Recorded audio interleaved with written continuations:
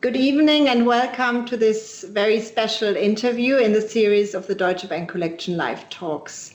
Today, it's my great honor that Basim Magdy, Deutsche Bank's Artist of the Year 2016, already 4 years ago, wow, is my guest. Good evening, Basim. Hi, Britta. I'm Britta Färber. Hi. I'm Britta Färber, the Chief Curator of the Deutsche Bank Art Program, including the Deutsche Bank Collection, and I'm responsible for the Artist of the Year program, which offers upcoming artists a platform. Just yesterday, we announced our new Artist of the Year. For the 10th edition of the award, we are doing something very special. We chose 3 artists, Maxwell Alexander, Connie Meyer, and Chang Chu Chang. And watch out for them. We will show them in an exhibition next year. Good, because before we actually start, I have to draw your attention to the following organizational points. The audience is muted, but of course you have the opportunity to pose questions through the chat function. We will discuss these afterwards, and we hope that you have many of them. The talk is also being streamed via Facebook and YouTube, where you can follow it now or watch it later. Let me now introduce you all to Basim Magdy. The artist was born in 1977 in Asyut, Egypt, and now lives and works in Basel and Cairo. His practice takes many forms, including film, photography, painting, and work on paper. I guess we will see everything tonight. And Magdy's work is characterized by a sense of uncertainty about the future, rooted in the present and the past. He often incorporates language using poetic text as well as everyday expressions juxtaposed with saturated images. He creates dystopian, absurd, and sometimes humorous visual worlds. Difficult. Magdy has won many prizes also for his films, including the New Vision Award at CPH Docs Film Festival Copenhagen in 2014, and in the same year, the Abraj Art Prize in Dubai. In 2019, his new film, New Acid, was shown in the main program of the Locarno Film Festival.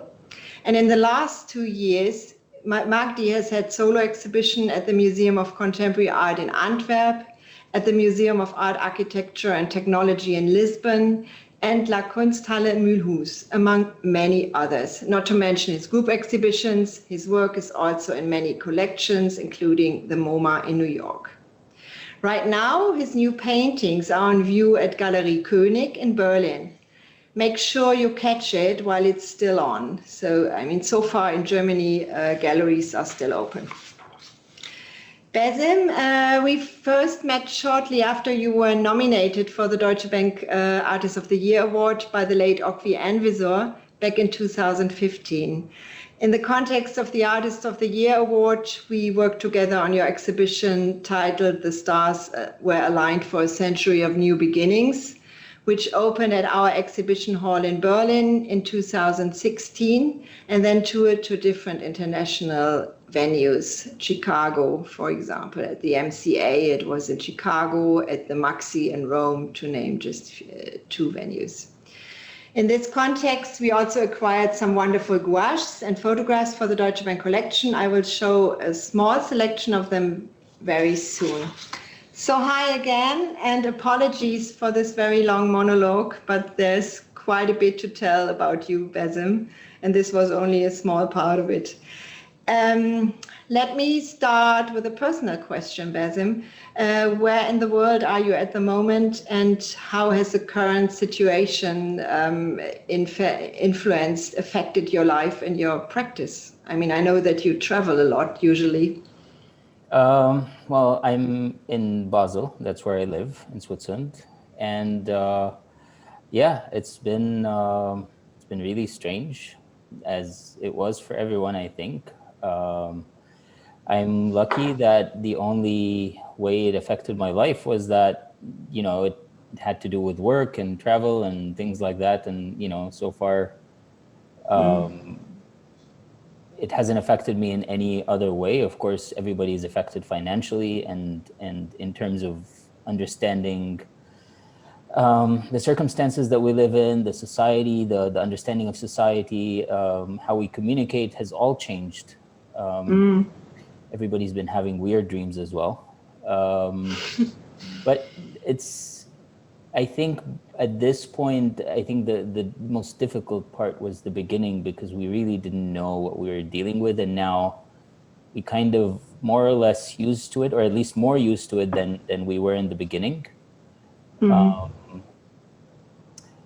What happened to me was that when this started, I felt that this could actually be a good opportunity for me to go back to painting, because one of the main reasons why I stopped painting, I hadn't painted for 6 years, was because there were too many shows and too much traveling, and I never had a period of more than 2 consistent weeks in the studio that were not interrupted by a short trip or something like that.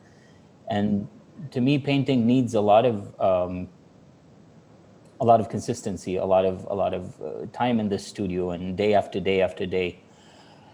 And it felt like this is the right time. I had big canvases in the studio that were, that would enter the studio every day and stare at them and wonder when I'm going to paint on them. And I started. Then you did it. And then we start with the presentation now, and we will show one of your wonderful paintings you are showing right now at Galerie König. And it's a huge painting. I mean, I just say the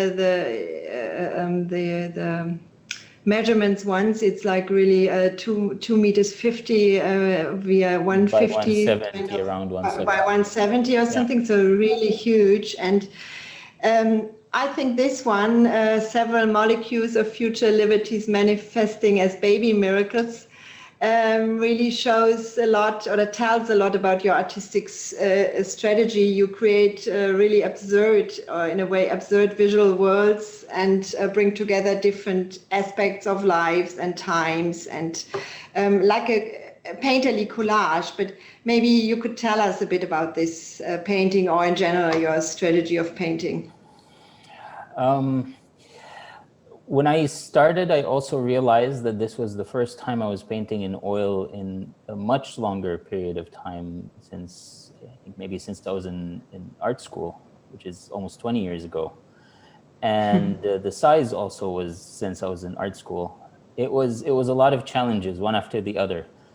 But the most exciting thing about painting for me is that I can say a lot of great things about working with film.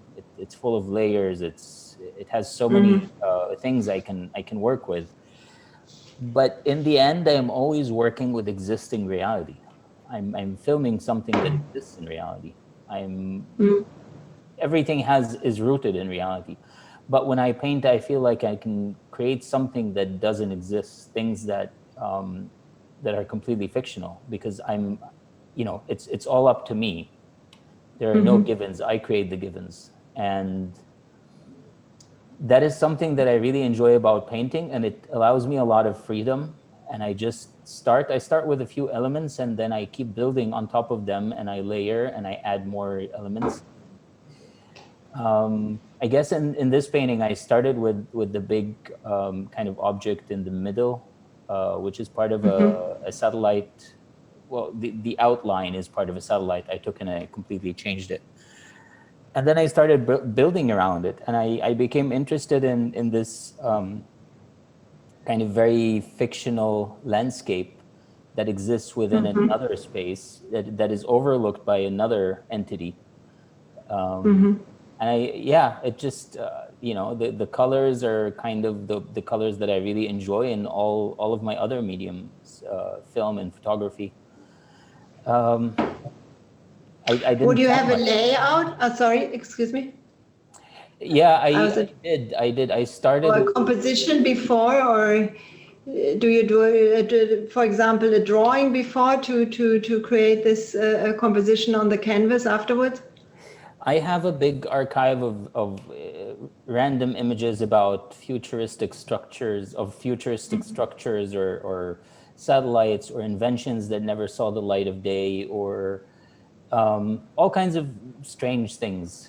And this archive is on my computer, and I every time I start working on a new painting, I go and I look at it, and I choose a few elements and I start putting them together very roughly on Photoshop. And that's usually the beginning Okay. sketch for the painting, but it's usually very basic elements. And once I start painting, I start seeing all the other elements that, they just start happening. So I guess I just started with a thing in the middle, with the satellite in the middle and the plates around it. And then I started adding everything. And the details just keep flowing. One of the things I thought of about this painting was I wanted to work a lot with circles. So I started painting all these circles that turned into different objects, eggs or moons or planets, faces. If you look at the painting, you'll see a lot of circles that are used in so many different ways. And yeah, I think, but I also don't think. It's very difficult to explain. While I'm painting, there is some sort of logic in my mind that has a lot to do with experience but also intuition. But then there is a lot of things that just flow, and I try not to question them. I try to let them happen. So when the purple kind of round thing on the right-hand side with eggs in it, I just decided to paint what looks like spider eggs. And then I had a bird with two heads sticking out of it. And I had the idea and I just did it right away. I think if I start questioning things too much while I'm painting, then it just doesn't work. So it's a kind of mixture of a collage you take from these beginnings, and then a flow you are in and creating things. Exactly, yeah. And then the title comes for last, and the title is always. I mean, I see the title as another layer to the painting or any work I make. The idea for me is I want people to look at the image, because nobody looks at the title first. People look at the painting or the image first. And then they understand it in a certain way based on their previous experiences or understanding of any of these colors or objects in it, or shapes. And then they look at the title and they start seeing something in it that they didn't see before. Somehow it feels, it feeds their imagination in a certain way, and they start thinking about it in a different way. The baby miracles. I love it. Yes, and the future liberties. Yeah, for example, yeah.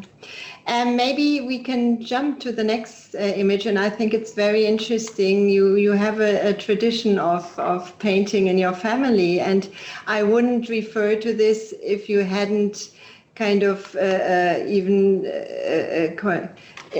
constructed or done a show with your father, with the paintings of your father. And I think it's very interesting also to have a look at this painting, which is a painting by your father. Maybe you can tell us a bit about it. Yeah, this is one of my favorite paintings of my father's work. It was hanging on our wall for years when I was a kid, and I think this particular painting must have influenced me a lot, because the color combinations in it are color combinations that I would still use personally to this day. And it's full of great details, and the composition is outstanding. My father, his name is Magdy. He made this work in 1968. He still works every now and then, but not as often as he did before. And this was when he was really young. He was in his 20s, and he was full of ideas and full of excitement about painting. And I really like that period. I like later work as well, but I like that period. And somehow I think just growing up in a home where there was so much art hanging on the walls and seeing my father paint all the time, made me more accepting of the idea of becoming an artist, more secure about it, and made me not question it. When I decided to be an artist, maybe when I was 14, I didn't question that idea. I didn't think that I had any other options. That's something I enjoyed. I enjoyed painting, and I thought, well, my father is an artist, so I'm sure I can do it as well. And then at some point, I think 2 years ago, I wanted to do something that I always had dreamed of, which is to do a show with my work and my father's work. So I showed photographs And from my side and from his side, I showed some of his paintings from that period in the late 60s. And on one hand, the work is different because it's two completely different mediums. On the other, I think people started seeing the similarities and maybe the influences and the color combinations and composition in a particular interest in the future, which of course is different because the future of 1968 is different from the future of 2018. But there is somehow a certain realism, I guess, that we both share when thinking about the future, that the future is not going to be miracles. It's just going to be like now, except the white noise is going to be different. All the backgrounds are going to be different, but whatever happens is going to be what's happening now. But also on a personal level, it was something that I was very happy to do. It was something that's like one of the dearest shows to my heart, because of course, showing with my father and him seeing the work, our works together, was something that was very gratifying. Great. Did your father, I mean, this just comes to my mind, did your father ever question that you should become an artist, or what? I mean, this is what one always hears. I don't think when so. the kid wants to be an artist, no, you shouldn't do this. No, I don't think so. That's something that's really amazing about both my parents, is that they let me do whatever I wanted to do. And I think one of the best things that my father did is that he never told me how to do things. He just put things in front of me. I used to sleep in a bed with a whole bookshelf next to me that was full of books about almost all known modern artists. And he never said, look at these books. He just put them there. And I started looking at them and I started becoming interested. And he was very patient whenever I used to sit next to him and watch him paint or draw. And this all helped. It kind of opened a door that I don't even know if I can shut now, which is I can't stop making art. And I think this was the best approach. And of course, when I said I wanted to go to art school, they were both very supportive, and they believed in me, which I know not many artists can say about their parents. Yeah. But it was very helpful, and it took away one of the possible things that could have held me back, which is when artists have parents that don't believe in them. So I didn't have to deal with that, and I just kept going. And of course, there were years of uncertainty and not making money and not selling work, and they were always very supportive. So great. Yeah, great. So let's go further on. Thanks for this, and to one of the newer paintings, or the very new paintings. And we come to something like the digital world. I mean, I know that you are kind of really somebody who has a deep insight or a good knowledge about the digital world, and then you paint again, but you include topics which are rooted or linked to the digital world. This is what I find interesting, to kind of connect these two spheres in these. And deal with it in this very traditional medium. Yeah, I guess painting is traditional, but unlike a lot of people, I think there's still more to be done in it. And as long as there is potential, I don't see it. To me, it's still, it could be now, and it could be the future. I think it's just a medium. What you do with it is what matters. And this was the first big painting. I made this one before the one we saw before. Okay. And I struggled with it a lot because I kind of had to relearn how to use oil paint after 20 years since art school. And I had to relearn how to work on large scale. But it was also one of the most enjoyable processes ever. And I really think that this painting kind of helped me survive the first lockdown, because this was 3 months of the beginning of the first lockdown.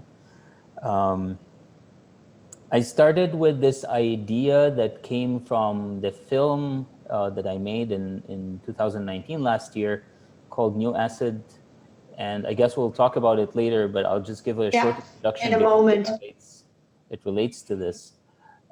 In the film, so the film is animals in a zoo texting each other, and they start questioning their existence. They start questioning whether they're bots or real. And they also kind of realize that because they're all in a zoo, but they're locked up in their cages, they've never met each other. They probably know each other through each other's smells or sounds, but there is no proof that to each of them that the others exist apart from the text messages that they see on their phones. And at some point, the lemurs in the zoo, which are the villains in this story,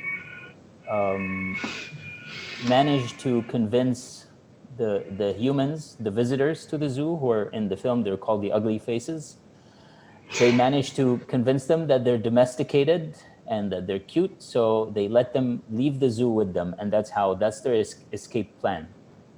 And somehow I was thinking about this, and one of the things I like to do with the films is to take a certain moment and expand it in another work, expand on it in another work. Mm-hmm. And for me, this kind of open end of like what happens after they all leave was quite open, and I wanted to do something about it. And because this was the first big painting, I wanted to start from something, I didn't want to start from nothing. So I was thinking about that, and I thought, well, they arrive at this place, a place that has a dead end, looking for an epiphany, looking for the truth. And there are two big screens in front of them, but both screens are glitching. So they're there. They're at the place of truth, but the truth is still elusive. Yeah. So that's kind of where it came from. And then, of course, I kind of developed an understanding of color that has a lot to do with the color palette that I worked with before I stopped 6 years ago. But then this painting is a lot more layered and complex than the work I did before because of the size, and also because of the fact that 6 years have passed and I'm much older now and my thinking is very different. Yeah. So I wanted to paint in a way that was somehow loyal to what I did before, but at the same time that represents who I am right now. Wow. So yeah, and then that happened. Great. I mean, I didn't get it that it was kind of like the next step in the story of New Acid. So the next series, so to say, which is really great. And that really helped when for the show at König Gallery in Berlin, because the painting is there and the film is there. So somehow this is the link between the film and all the paintings. So I was happy to have. And now we can now jump into the film to see a bit of the film, actually, which would be great, don't you think? Yeah. Let's see. Oh, I see it.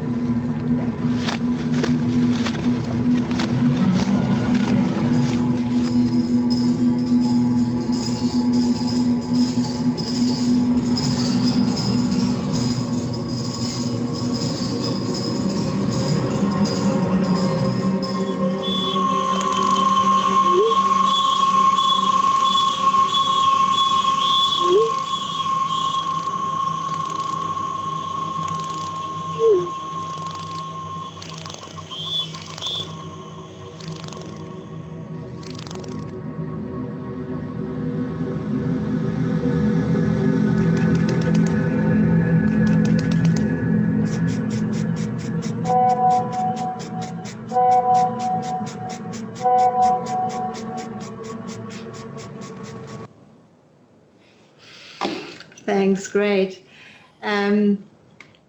It's you said you are mirroring the human behavior within and the human ways of communicating and also of digital communication of with the animals in this film. And is there a kind of moral behind it? Is this kind of these are these contemporary fables like the Jean de La Fontaine, for example, created them centuries ago? Is there something you want to tell us, like a moral?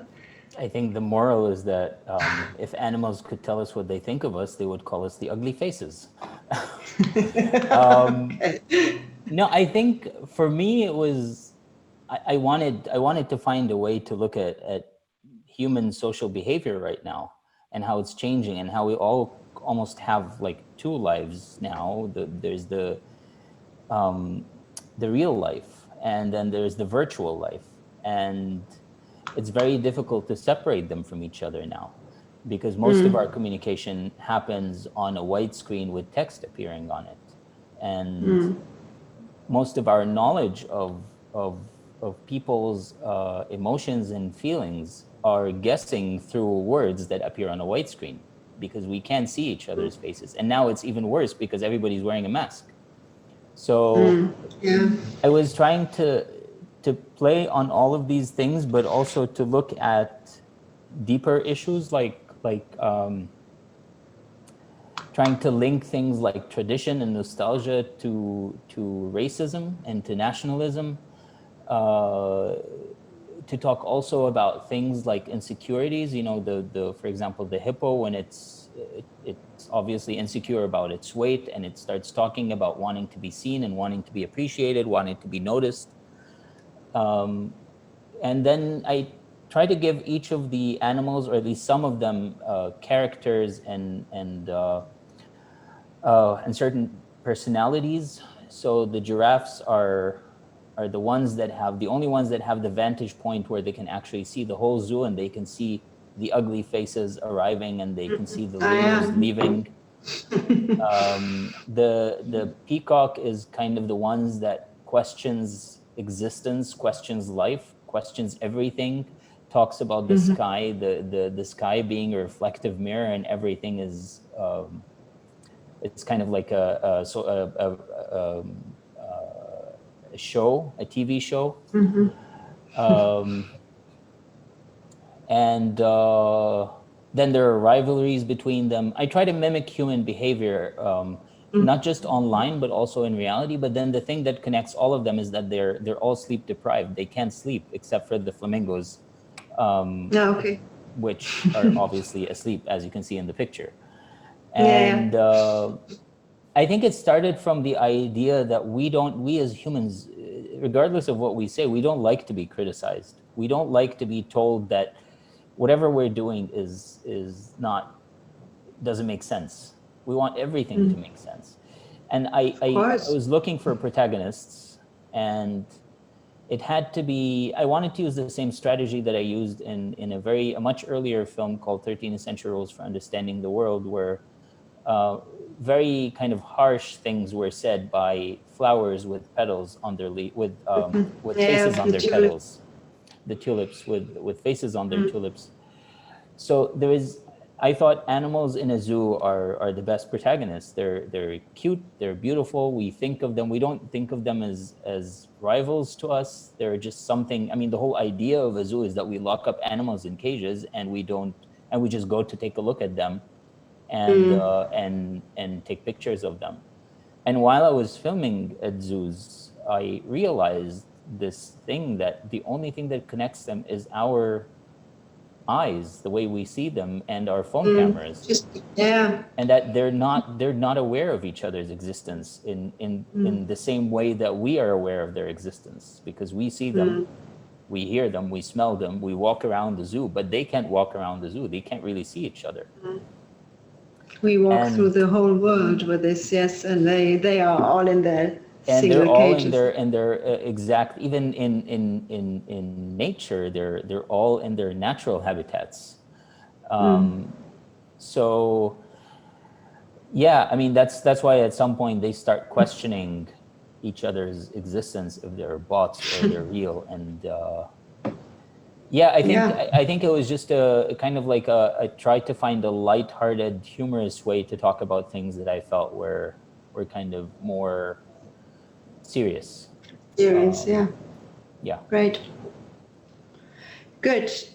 Great. So everybody should watch it. Go to see it. It's on my website, basimmagdy.com, and you can watch all my I films. also, that's something very special about you, that But you, also, at a if you're in very early Berlin, you point. should go see it at König Gallery in the show. Yeah, yeah. Good. So we jump to one of the paperworks we have in our collection. Again, you have an animal taking a kind of a main role in this composition, a squid. And then you have the title, The Endorsed Collective Failure as a Dawn of a New Renaissance. And yeah, it of course allows many associations, and with a blank canvas in front of the two people, the couple, and the ink coming from the squid, and also the new Renaissance. You are very often talking about cycles of that man is not, human beings are not able to learn from their mistakes, and it's. Yeah, maybe you want to kind of start on this a bit with this work in the background to tell us a bit more about the concept behind it. It's one of the last works I think I made in the pre-corona times, the paintings, the last life 6 years ago. And I think at that point I was a lot more interested in what I call the future that never arrived. And that means all the visions, the past visions of the future that is actually now. So in the 1960s and 70s, when the space race was at its peak, and there were all these visions of moon colonies and Mars colonies and floating highways and hovering cars, and they were supposed to happen now. But of course, if we look at cities now, they look very similar to the way they looked in the 60s and the 70s, because the same buildings are there, maybe more buildings are there, but it's still streets and cars and buildings, except the cars are different and the buildings are different. And I was also, I think I wanted to layer a few different things on top of each other. And one was this idea of the future that never arrived, but also the fact that in politics, you can turn everything around. You can take something that is a disaster and turn it to your own benefit. You take a failure and call it a renaissance. And I think, I mean, it's difficult for me to talk about the paintings in an analytical way, but it was all about the absurdity of the whole thing, of the way we function and the way we believe the things we believe, just because they're told to us by authority figures. And of course, this is all, as time passes, all these things are being questioned by people. And now, if something happens, I always say, when I was a child, I had maybe one or two ways to find out about what's happening in the world, and it's like news stations or something like newspapers. Now I can, if anything happens around the world, there's 5 or 6 people who are taking videos with their phones, and you get to see it from different angles, and you get to create your own understanding of what actually happened. And we are a lot more aware now. We have a lot more information now, and I think we're entering a point where the masses or populations are going to be. It's going to be a lot more difficult to manipulate them in a way. Things that politicians could get away with 50 or 60 years ago are going to be more difficult to get away with now. Or maybe the manipulation will be different. Manipulation, yes. Yeah, of course. As we can see all over. I mean, but that's a different topic for a whole evening, I would say. But I have a lot of faith in younger generations. There's good stuff. That's good. To come. That's good. Good. I think time is quite, yeah, this is, I mean, this would have been the next question, but I could keep it really short because in a way you answered it already. There's always a kind of dystopian view you have on the world. And then on the other hand, what you just said, you have a lot of faith in the younger generation. So there is a glimmer of hope, and you kind of, I think this is what you just said. So luck takes an unidentifiable form at sunrise, even already says it, you know, that there is something which takes us maybe to a brighter future, the new generation. Yeah, I think for me, it's you know, it's unidentifiable, it's unknown, and that means it could be good or bad, or it could be something in between. I like to think about this as realistic, as being realistic. It's very important to see the or to have a certain level of pessimism, or to look at the failure and acknowledge the failures. But I think it's also important to be realistic about the fact that there will always be good surprises. There will always be things that will come out that I don't understand and I have no perception of, and I have no way to anticipate. The good and the bad, but that also includes the good. So many great things have happened in the last few years in different places around the world. I always use New York as an example. I think in the last 5 years, there was a generation in New York that, of course, didn't come out of nowhere, but they have redefined a lot of people's perception of things like race and gender in such a short period of time by just believing in these things and talking about them and making them part of the culture that they belong to.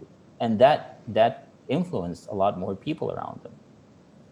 And of course, there is resistance, but that happens. And there are ways to do this. So, of course, I might dwell on the failure for a while, but I know that there is going to be a lot of hope, and the hope is just everywhere.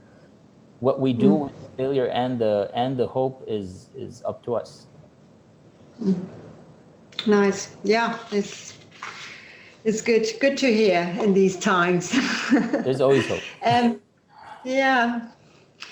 I don't know. I just jumped through the photos, I guess, and we have it like this. I would just like, before we have we have a question already, and I will answer it, and it or not I will answer this, I will read it.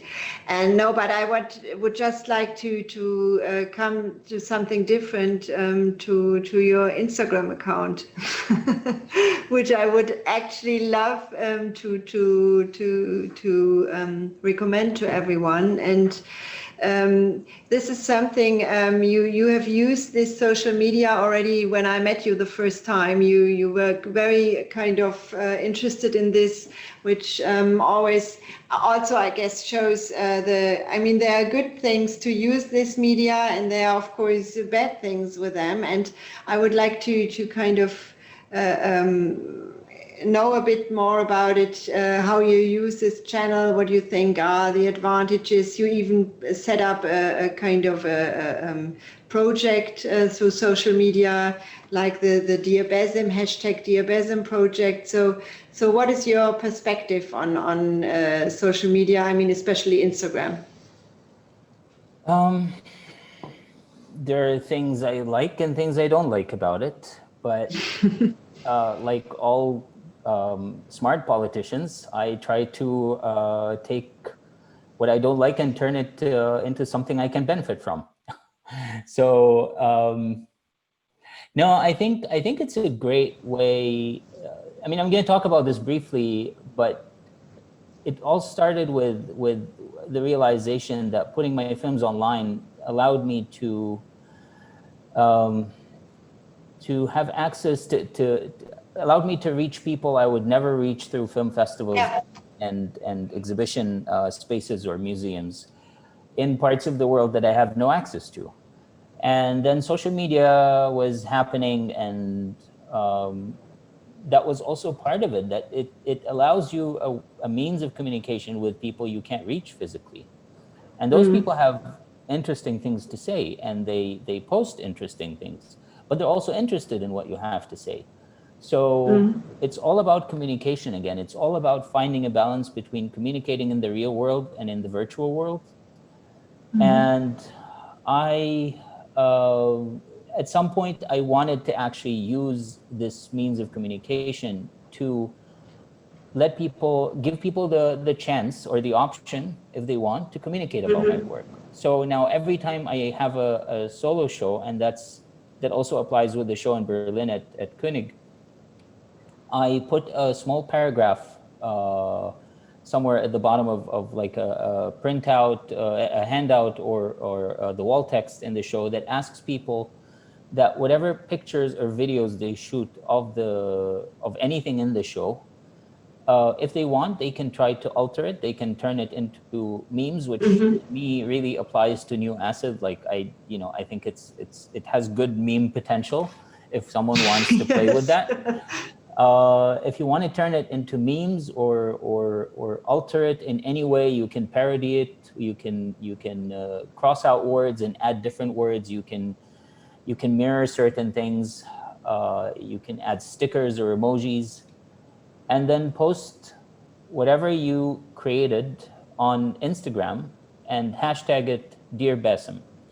And by doing this, I will see it, and it will become some sort of a loose collaboration between two people I've never met. And I might also respond to the response, and then it becomes like a back and forth. So it allowed me something that I didn't have access to, just like the whole internet allowed me something that I couldn't have had access to, which is to communicate with people. And also because I came to the realization after many years in the art world that most of my shows and most of the film festivals that I'm in happen to be in the first world. And by limiting my work to shows and film festivals, I am also inherently limiting the access of the work I make to people who live in the first world, which is not something I'm interested in. I'm making films for people to watch. So I'm trying to find a way for people anywhere to watch them. If they're interested, they should have access to that. And so it all kind of, I mean, of course, I don't have a very articulate way to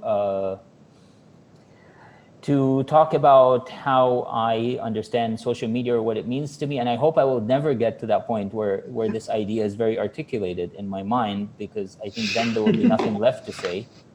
But that's part of it. That's part of the fun. That's why I enjoy working and involving my work or somehow infiltrating it. And do you have a lot of reactions from people from all over the world, like from other parts of the world? Is this really happening that people from not the first world, so to say, approach you? Or sometimes, I mean, 13 Essential Rules for Understanding the World became viral for some time, and it was watched tens of thousands of times online, and people commented, and sometimes they even go teach at universities in the US, and I show it, and then a student would come up to me and say, I know this, I saw it online. And it's such a great feeling when someone tells you that they're familiar with the work because they saw it before, and then you realize that they saw it online. And yes, of course, a lot of people have over the years, since 2016 or 17, posted on the Dear Basim hashtag. Some people visited my shows, some people who just watched it online and took screenshots. And it starts something. It starts something that is non-existent. So I don't have any expectations. I don't have a very set expectation for what I want to happen, but whatever happens is something I would work with. Great. Thank you. I guess I will now, there's one question which comes to, is a link to social media in a way. It's from Caroline Mayakovsky, sorry. You seem to be passionate about cooking as well. does food influence your work in any way? It keeps me alive and makes me happy. So yes.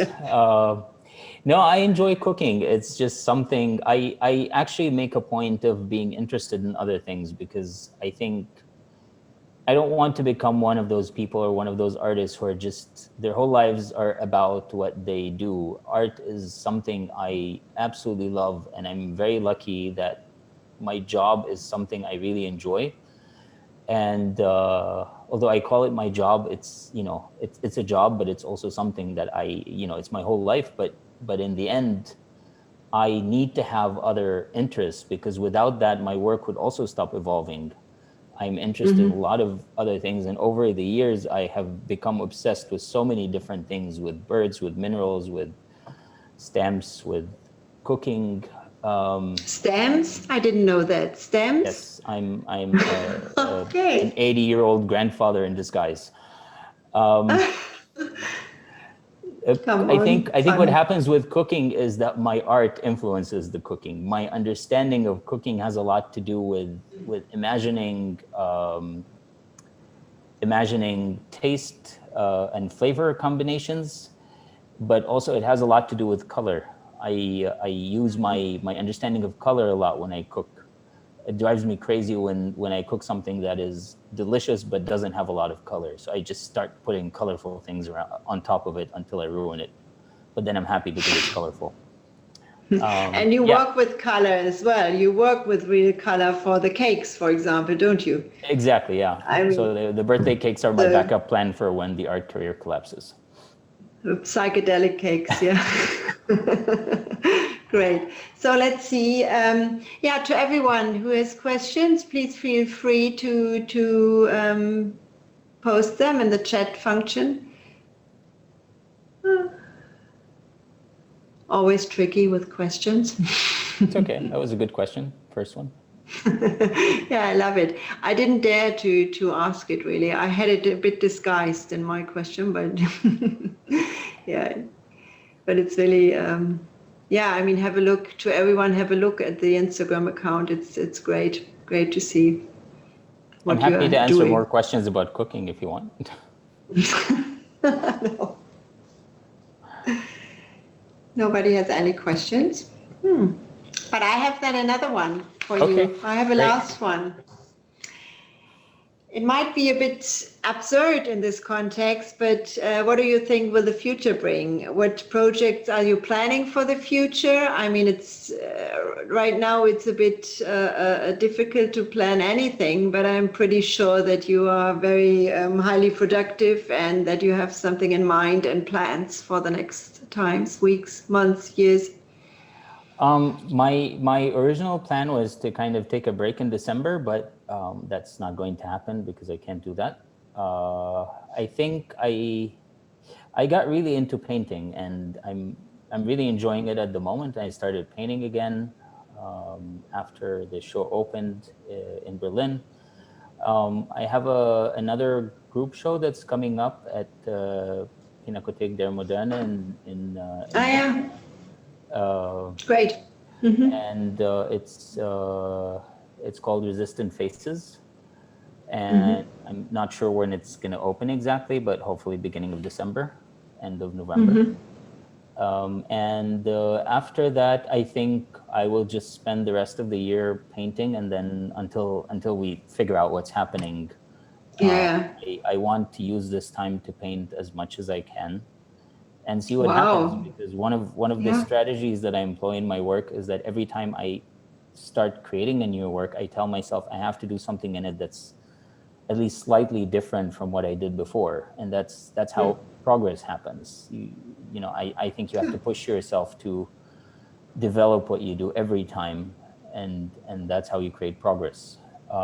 So I think good things are going to happen to me personally in terms of like how I feel about what I do. I'm really happy to paint right now, and I'm working a little bit with photography, but most of my work with film and photography had something to do with or happened while I was traveling. So now because I'm not really traveling, there is true. Yeah. more footage. We're taking more photographs, but I still have a lot of footage and photographs, so I can still work with that as well. And so I have a question for you, another one from Alison Napier. I arrived late to the talk, so this may have been covered, but how did you get interested in pickling your photos with different household chemicals? Great question, because we skipped this. Yes, and we have one of the photos in the background. Yes. I started working with Super 8 film, which is a kind of like a very small format cinema film. And when I discovered it and started working with it, I realized that one of the things I liked the most about film was that I could hold it in my hand and I could see my fingerprints on it, and I can do things to the actual film. It was something tangible. And then I became interested in photography and how to manipulate a photograph through on the film itself, not by creating, like not through constructing the photograph, but on the film itself. I still wanted to treat photography as something I could create fiction with, but I was very aware of the fact that I'm taking photographs of realities. It's a representation of reality. But I wanted to push that idea of representing reality as far as possible. I started reading about how other artists work with, manipulating film, and there were a lot of things. But one story I found really fascinating. Someone wrote a blog post about him putting a roll of film in the dishwasher and washing it, and the results were amazing. And I did the same thing exactly, and the results were a lot less than amazing. So I was frustrated, and I decided to understand how the mechanism of the whole story, the mechanism of how to deteriorate film to a point where it actually looks very colorful and beautiful. So I started playing with acids and acidic and alkaline solutions, and of course they were all household solutions, because I didn't want to play with chemistry that I don't know anything about. So it had to be safe. But I don't. And I started getting interesting results. I made lots of tables of what kind of film with what kind of solution produced what kind of, let's say, color or what kind of effect. And now I have an inventory of so many possibilities that it became something I'm very comfortable working with. And I always say that when I take a photograph on pickled film, I usually know 80% of what will happen. And the other 20% is the surprise that makes the whole thing move forward afterwards. It's the surprise that gives me ideas for what to do with this in the future. But it was also important for me that the photographs I take don't become about the process, or don't become about the medium of photography, that they actually have to say something that maybe is connected to the idea of deterioration or loss of memory or absurdity, or something that kind of responds conceptually to seeing something that we're familiar with in an unfamiliar way. Yeah, that's a great end. I think I don't have any other questions. Thank you. Alison says thank you, so great. Thanks. Yeah, lovely, great. I learned a lot about your work, even more, and I wish you a good time. Thanks a lot, and yeah, we are looking forward to see many, many new paintings from you, Basim. High expectations. Thanks to you. I'm really happy we got to talk again after all those years. Last time was 4 years ago when we did this. Yeah. And great. I hope I we will do it again in real life again soon. Yes. In any case, see you soon. Thanks a lot, Basim. Take care. Stay safe. Bye.